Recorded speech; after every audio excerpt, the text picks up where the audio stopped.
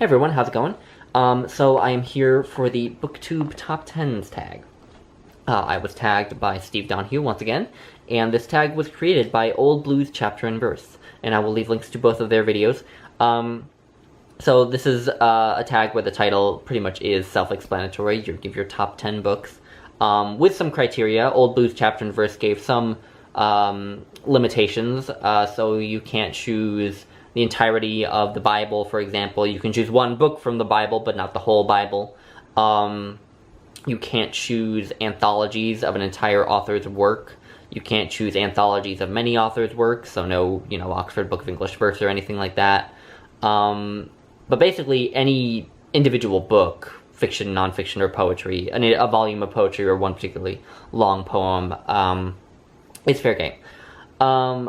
And so, yeah, the idea behind creating this was to have a sort of documentation of BookTube's tastes, in a sense. Because Old Blues Chapter and Verse, as I understand it, is like searching for these videos as they're being made and then taking the lists that people create and compiling them into a document, and is going to have sort of a analysis of it to see the books that BookTube tend towards. I think that's a really cool idea. So anyone who's watching this, even the ones I don't tag, should absolutely do this. So there are a lot of ways you could define your top 10 books, because, just because it's kind of a vague statement. But I liked the way Steve defined it as just the 10 books you could not do without. Although the image I had in my head, and I don't know why this is what came to my mind, but the image I had was that if I were locked in prison for the rest of my life and I were allowed to take 10 books to sustain me, what 10 books would I grab? I don't know why that is the image that came to my mind, but it is. But yeah, so these are my top 10 books, and I will try to just have a short comment on each one.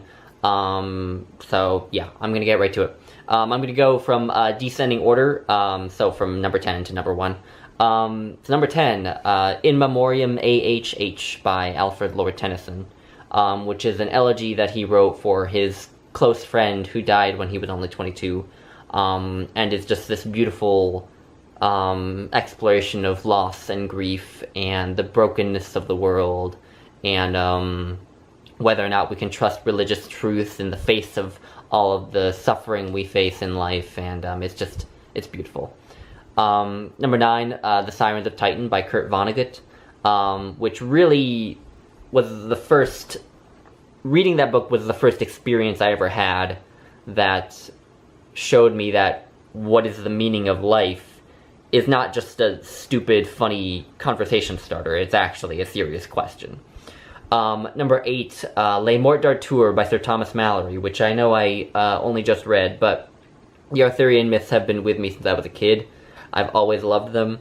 So I think that the original source material of a lot of the adaptations that I've watched and loved will undoubtedly be something that I return to and that I love for the rest of my life. And it's also, of course, a powerful, beautifully written work of literature.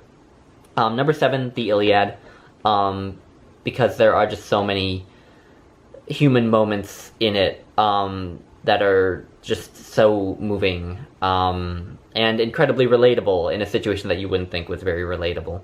Number 6, Home by Marilyn Robinson, because it's just a novel about loving people who are difficult to love. Number 5, The Epic of Gilgamesh,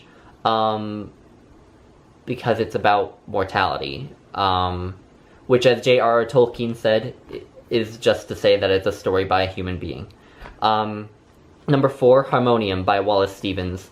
Basically, I'm including Harmonium because it's the collection of Wallace Stevens that includes Sunday Morning, which is my absolute favorite poem by Wallace Stevens, at least for now.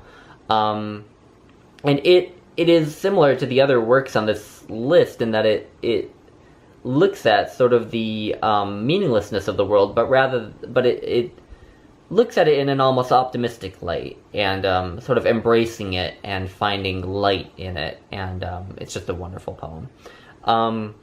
Number 3, Waiting for Godot by Samuel Beckett, because it just showed me that really there is no meaning in life, and we're all just kind of bumbling around having no idea what we're doing here. Number 2, Macbeth by William Shakespeare, just because it's a thrilling story about a fascinating character with wonderful poetry. And number 1, and everyone who has watched this channel for any length of time will have seen this coming 10 miles away, The Silmarillion by J.R.R. Tolkien. And I probably don't need to comment on it. So yeah, anyway, thanks guys, that's all. But I almost forgot, I am going to tag a couple of people. I want to tag Laura Pora, and I want to tag the Book Lady.